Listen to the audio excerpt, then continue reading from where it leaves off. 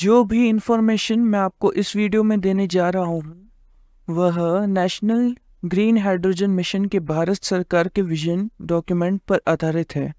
भारत के विकास में अगर कोई सबसे बड़ा रोड़ा है तो यह है कि भारत आज अपनी एनर्जी रिक्वायरमेंट का 40% से ज़्यादा हिस्सा इंपोर्ट करता है और इसके लिए हर साल 90 बिलियन यूएस डॉलर या 7,50,000 करोड़ रुपए खर्च करना पड़ता है, और यह भी फॉरेन एक्सचेंज में।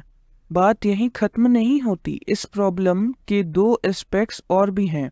पहला ये है कि ईयर 2030 तक एनर्जी रिक्वायरमेंट कम से कम 25% और बढ़ने का प्रोजेक्शन है। दूसरा ये है कि दुनिया में हो रहे जियोपॉलिटिकल डिस्टर्बेंसेस की वजह से फॉसल फ्यूल जैसे क्रूड ऑयल और नेचुरल गैस की सप्लाई चेन्स डिसरप्ट हो जाती हैं और इससे इंटरनेशनल मार्केट में फॉसल फ्यूल की प्राइसेस बहुत ज़्यादा फ्लक्चुएट करती हैं और इसका सीधा असर हमारी इकोनॉमी के सभी सेक्टर्स पर पड़ता है और हमारी जीडीपी ग्रोथ रेट कम हो जाती है और इन्फ्लेशन बढ़ जाता है। अब इस रोज रोज की प्रॉब्लम का परमानेंट इलाज बहुत जल्दी ही होने वाला है, क्योंकि अब आ गया है भारत का नेशनल ग्रीन हाइड्रोजन मिशन। इस मिशन से भारत ना सिर्फ अपनी एनर्जी रिक्वायरमेंट के लिए सेल्फ रिलायंट हो जाएगा, परंतु ग्रीन हाइड्रोजन के प्रोडक्शन, यूजेज और एक्सपोर्ट के लिए ग्लोबल हब बन जाएगा। वैसे भी फॉसल फ्यूल के जो ग्लोबल रिजर्व्स हैं वह 30 से 40 साल में तो खत्म होने ही वाले हैं। अगर आप भी जानना चाहते हैं कि भारत ग्रीन हाइड्रोजन का ग्लोबल हब कैसे बनेगा, तो इस वीडियो को अंत तक देखिए। इस वीडियो में मैं आपको नेशनल ग्रीन हाइड्रोजन मिशन के बारे में शॉर्ट ओवरव्यू ही दे रहा हूँ। इस मिशन का भारत की इकोनॉमी के हर सेक्टर पर बहुत पॉजिटिव असर पड़ेगा। अगर एक ही वीडियो में सब डिस्कस किया जाए तो वीडियो बहुत लंबी हो जाएगी। पूरी दुनिया आज नेट ज़ीरो एमिशन के लक्ष्य की ओर बढ़ रही है, तो इससे इंटरनेशनल मार्केट में ग्रीन हाइड्रोजन और उसके डेरिवेटिव जैसे ग्रीन अमोनिया और ग्रीन मेथनॉल के डिमांड और सप्लाई के बीच गैप बढ़ने की संभावना है। इससे भारत को ग्रीन हाइड्रोजन और उसके डेरिवेटिव्स को एक्सपोर्ट करने की अपार अपॉर्चुनिटीज़ मिलने की संभावना है। भारत का हमेशा से यह ट्रैक रिकॉर्ड रहा है कि वह जो भी प्रोडक्ट बनाता है वह बहुत अच्छी क्वालिटी की तो होती ही है, साथ ही साथ इसकी कॉस्ट ऑफ प्रोडक्शन और देशों के कंपैरिजन में बहुत कम होती है। इसलिए भारत ग्रीन हाइड्रोजन के प्रोडक्शन और एक्सपोर्ट के लिए ग्लोबल हब जरूर बन जाएगा। साथ ही साथ ईयर 2070 तक जो ज़ीरो नेट एमिशन का टारगेट रखा है वह भी ग्रीन हाइड्रोजन के यूज़ से पूरा हो सकेगा। आज भारत में जो हाइड्रोजन बनाई जा रही है वह नेचुरल गैस और नेफ्टा जैसे फॉसिल फ्यूल से बनाई जा रही है और उसे ग्रे हाइड्रोजन कहते हैं। जो हाइड्रोजन पानी या बायोमास जैसे रिन्यूएबल एनर्जी सोर्सेस से बनाई जाती है उसे ग्रीन हाइड्रोजन कहते हैं। ग्रे हाइड्रोजन के प्रोडक्शन के मुकाबले ग्रीन हाइड्रोजन के प्रोडक्शन में ग्रीन हाउस गैसेस का एमिशन ना के बराबर होता है। नेशनल ग्रीन हाइड्रोजन का पहला लक्ष्य है कि अमोनिया बेस्ड फर्टिलाइजर्स के इंपोर्ट को ज़ीरो कर दिया जाए और इन फर्टिलाइजर्स को ग्रीन अमोनिया का यूज़ करके बनाया जाए, जिससे भारत के इंपोर्ट बिल में भारी कमी आ जाएगी, क्योंकि यह ग्रीन हाइड्रोजन और उसके डेरिवेटिव जैसे ग्रीन अमोनिया और ग्रीन मेथनॉल का प्रोडक्शन भारत में ही होगा। ग्रीन हाइड्रोजन और उसके ग्रीन डेरिवेटिव्स का use long distance transportation, shipping और एविएशन सेक्टर्स में भी आसानी से किया जा सकता है। नेशनल ग्रीन हाइड्रोजन मिशन को 2 फेजेज में लागू किया जाएगा। पहला फेज ईयर 2026 तक चलेगा और इसमें ग्रीन हाइड्रोजन और उसके ग्रीन डेरिवेटिव्स की डिमांड उन सेक्टर्स में बढ़ाई जाएगी जो अभी भी ग्रे हाइड्रोजन का प्रयोग कर रहे हैं, जैसे फर्टिलाइजर प्रोडक्शन और क्रूड ऑयल रिफाइनिंग सेक्टर्स। साथ ही साथ भारत में ग्रीन हाइड्रोजन और उसके ग्रीन डेरिवेटिव्स का डोमेस्टिक प्रोडक्शन बढ़ाया जाएगा और इसके लिए इंसेंटिव्स और दूसरे सपोर्ट भी दिए जाएंगे। इसके लिए भारत में ही इलेक्ट्रोलाइजर्स की प्रोडक्शन को बढ़ाने के लिए भी इंसेंटिव्स दिए जाएंगे, क्योंकि इंपोर्टेड इलेक्ट्रोलाइजर्स कॉस्टली भी होते हैं और उनकी रेगुलर सप्लाई में भी कई इश्यूज हो सकते हैं।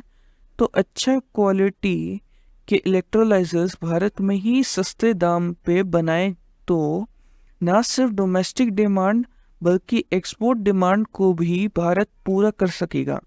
इससे इलेक्ट्रोलाइजर्स एक्सपोर्ट से भी भारत को इनकम होगी। इलेक्ट्रोलाइजर्स ही वह इक्विपमेंट है जिससे पानी से हाइड्रोजन बनाई जाती है। नेशनल ग्रीन हाइड्रोजन मिशन के दूसरे फेज में जो 2026 से 2030 तक चलेगा, उसमें प्रोडक्शन को और बढ़ाने और ग्रीन हाइड्रोजन और इलेक्ट्रोलाइजर्स के कॉस्ट ऑफ प्रोडक्शन को कम करने पर फोकस रहेगा। इससे भारत ग्रीन हाइड्रोजन और इलेक्ट्रोलाइजर्स के प्रोडक्शन में इंटरनेशनल मार्केट में भी कॉम्पिटिटिव हो सकेगा। साथ ही साथ स्टील प्रोडक्शन, ट्रांसपोर्टेशन और शिपिंग सेक्टर्स में भी ग्रीन हाइड्रोजन और उसके डेरिवेटिव्स के ज़्यादा से ज़्यादा यूज़ को बढ़ावा देने की योजना है। नेशनल ग्रीन हाइड्रोजन मिशन ने भारत में ग्रीन हाइड्रोजन और इलेक्ट्रोलाइजर्स के प्रोडक्शन को बढ़ावा देने के लिए इंसेंटिव और दूसरी सहायता देने के लिए साइट प्रोग्राम चालू किया है। साथ ही साथ भारत के कुछ रीजन्स को हाइड्रोजन के लार्ज स्केल प्रोडक्शन के लिए हब्स की तरह डेवलप किया जाएगा। मिशन के पहले फेज में ईयर 2026 तक कम से कम 2 हाइड्रोजन हब्स बनाने की योजना है। मिशन की योजनाएं सिर्फ कागज पर ही नहीं हैं, परंतु मिशन को इनिशियल आउटले के रूप में लगभग 20,000 करोड़ रुपए गवर्नमेंट ने दे भी दिए हैं। कांडला, प्रताप और टुटिकोंड पोर्ट्स को ग्रीन हाइड्रोजन, ग्रीन अमोनिया और ग्रीन मेथनॉल के एक्सपोर्ट के लिए की पोर्ट्स की तरह डेवलप करने के लिए आइडेंटिफाई भी किया जा चुका है। इसके लिए 325 करोड़ रुपए की ग्रांट शिपिंग और पोर्ट्स मिनिस्ट्री देगी। ऐसी आशा है कि नेशनल ग्रीन हाइड्रोजन मिशन के अंतर्गत ईयर 2030 तक भारत की ग्रीन हाइड्रोजन प्रोडक्शन कैपेसिटी कम से कम 50 lakh metric ton per year की हो जाएगी और अगर एक्सपोर्ट मार्केट से भी सफिशिएंट डिमांड निकलेगी तो ये production capacity 100 lakh metric ton per year तक भी बढ़ाई जाएगी। ग्रीन हाइड्रोजन प्रोजेक्ट्स में 8 लाख करोड़ रुपए से ज़्यादा का इन्वेस्टमेंट किया जाएगा। रिन्यूएबल एनर्जी जनरेशन कैपेसिटी में 125 गीगावाट या 1,25,000 मेगावाट का एडिशन किया जाएगा। 6 लाख एडिशनल जॉब्स क्रिएट होंगे। हो सकता है कि जॉब क्रिएशन इससे भी बहुत ज़्यादा हो जाए। कार्बन डाइऑक्साइड एमिशन में हर साल के हिसाब से 5 करोड़ मैट्रिक टन की कमी होगी। जिस हिसाब से इस मिशन पर काम चल रहा है, लगता है कि ये सारे टारगेट्स ईयर 2030 से पहले ही पूरे हो जाएंगे। नेशनल ग्रीन हाइड्रोजन मिशन के कारण भारत ईयर 2047 तक एनर्जी इंडिपेंडेंट बनने और ईयर 2070 तक नेट ज़ीरो एमिशन का अपना गोल पूरा कर सकेगा। साथ ही साथ ग्रीन हाइड्रोजन वैल्यू चेन में जो इन्वेस्टमेंट और इनोवेशंस की अपॉर्चुनिटीज़ जनरेट होंगी उससे जॉब्स भी क्रिएट होंगे और इकोनॉमिक ग्रोथ की स्पीड भी बढ़ेगी। गवर्नमेंट इसके लिए ग्रीन हाइड्रोजन को कॉस्ट इफ़ेक्टिव बनाने और ग्रीन हाइड्रोजन के लार्ज स्केल प्रोडक्शन को फैसिलिटेट करने का काम करेगी, जिससे इस सेक्टर में इकोनॉमीज ऑफ स्केल आएंगे। अगर आप भी सोचते हैं कि ये मिशन गेम चेंजर है तो कमेंट करके बताएं। अगर वीडियो पसंद आई है तो इस वीडियो को लाइक और शेयर करें और मेरे चैनल को सब्सक्राइब ज़रूर करें, जिससे मेरे आने वाले वीडियोस का नोटिफिकेशन आपको मिल सकेगा। इससे मुझे वीडियोस बनाने के लिए एनकरेजमेंट मिलेगा। वीडियो को देखने के लिए थैंक्स।